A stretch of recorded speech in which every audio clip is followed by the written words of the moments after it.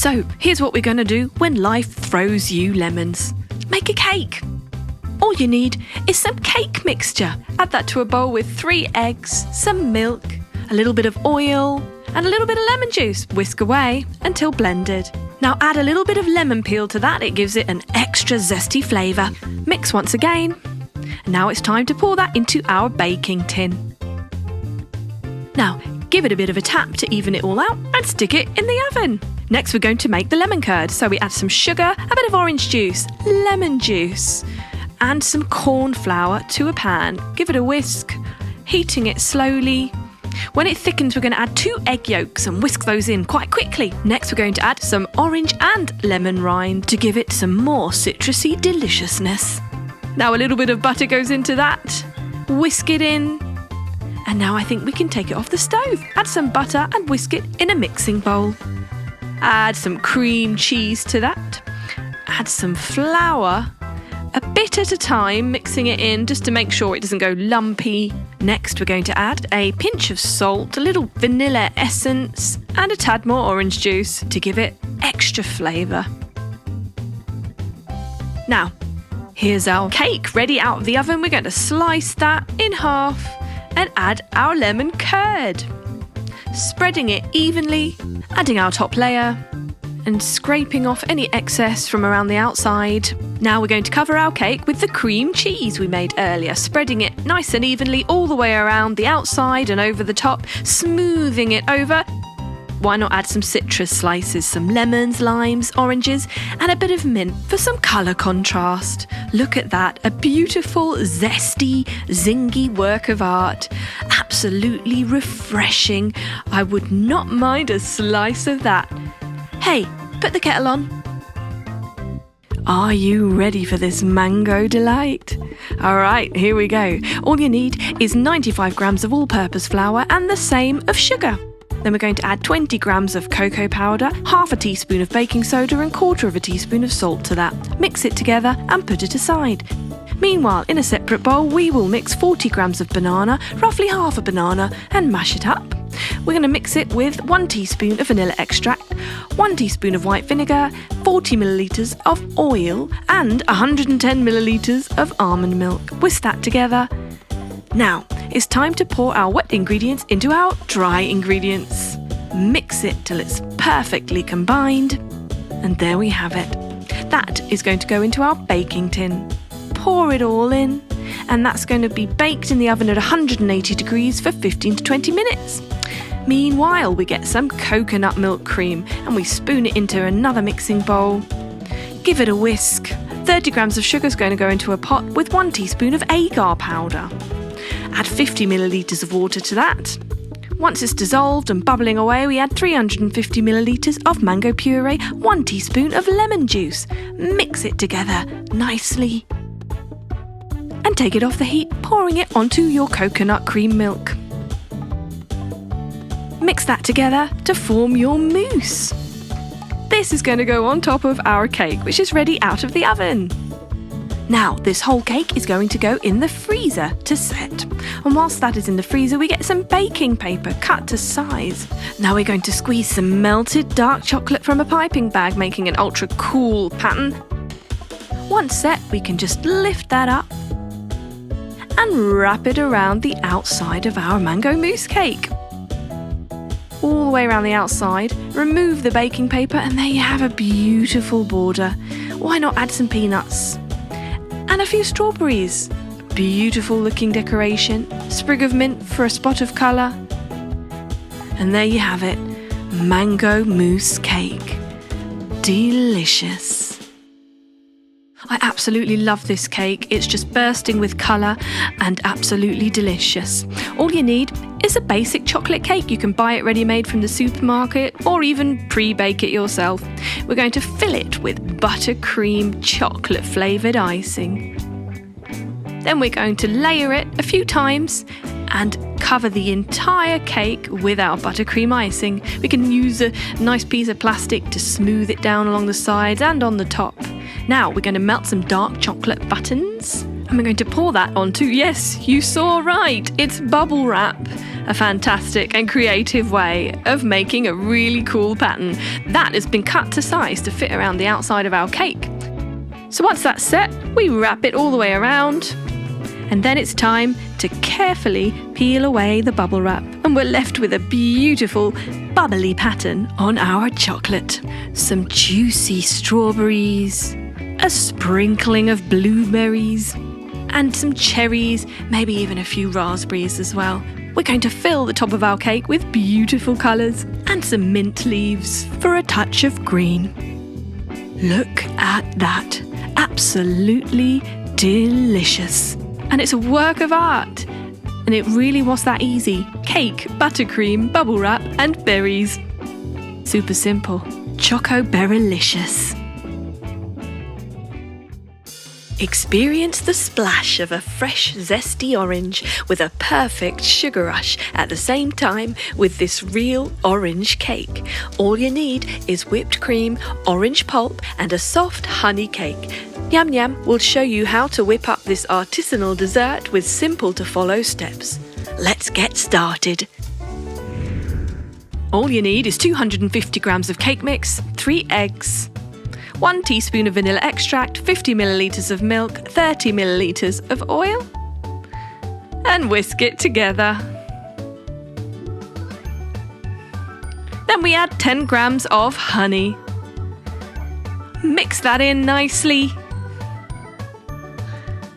And we're ready to pour it into our baking tin. We're using a little bit of wax paper at the bottom there just to help prevent sticking. Now that deliciousness goes in the oven for 30 minutes at 180 degrees. Take it out of the oven when it's ready, put it on a baking tray, and we're going to slice it into 3 equal layers. Now from these layers, we're going to do cutouts. We're going to use 2 different size cookie cutters, circle shaped, one slightly bigger than the other. Remove the excess cake. These are going to go inside our orange. Now we're going to cut the end off our orange. Be very careful not to chop your fingers off. And we're going to scoop out the inside. Be a little bit patient with this part of the process. Removing the entire pulp, and there we have it. Now with another orange, we're going to just take a few slices out of that one. Now add 150 millilitres of whipping cream, 30 millilitres of sweetened condensed milk to a bowl and whisk it till light and fluffy. There we have our cream filling. It goes into a food piping bag, ready to fill our orange shell. So whipped cream goes in first. Now on top of that, we're going to add one of our little honey cake slices. Then why don't we add some more whipped cream on top of that? And how about a few pieces of orange? Bit of freshness in there. Bit more whipped cream. And a slice of honey cake. Maybe the smaller slice would fit better there. More whipped cream. And a nice slice of orange to seal it all off. A beautiful finishing touch. Squish it in there, making sure it's nice and snug. Delicious.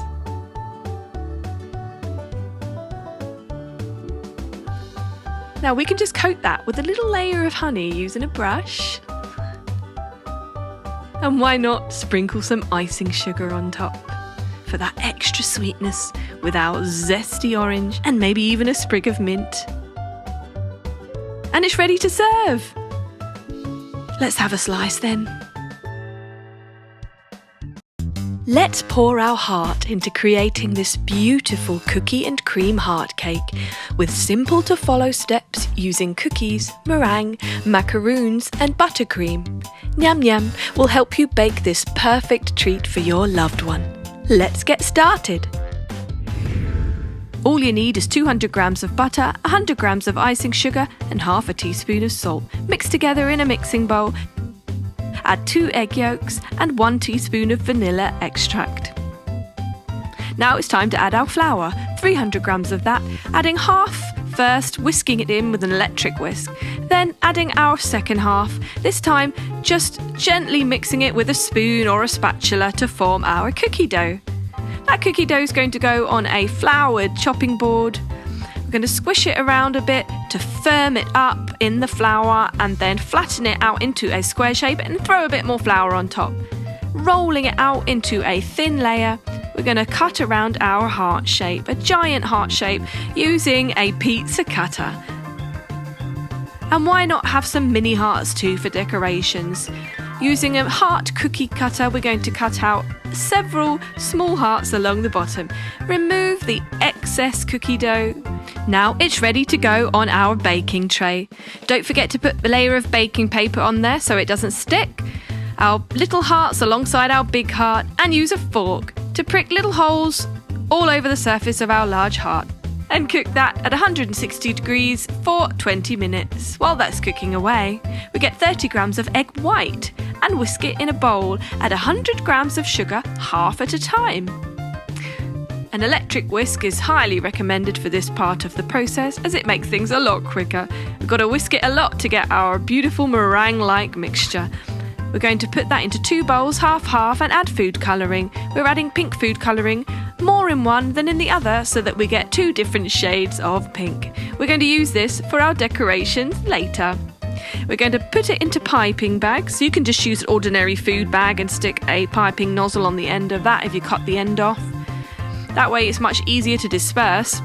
Now we have a very special type of baking paper here. It actually has little circles marked out for us, so we can make sure that we get all our baby meringues the same size. But don't worry if you don't have that, an ordinary piece of baking paper will do.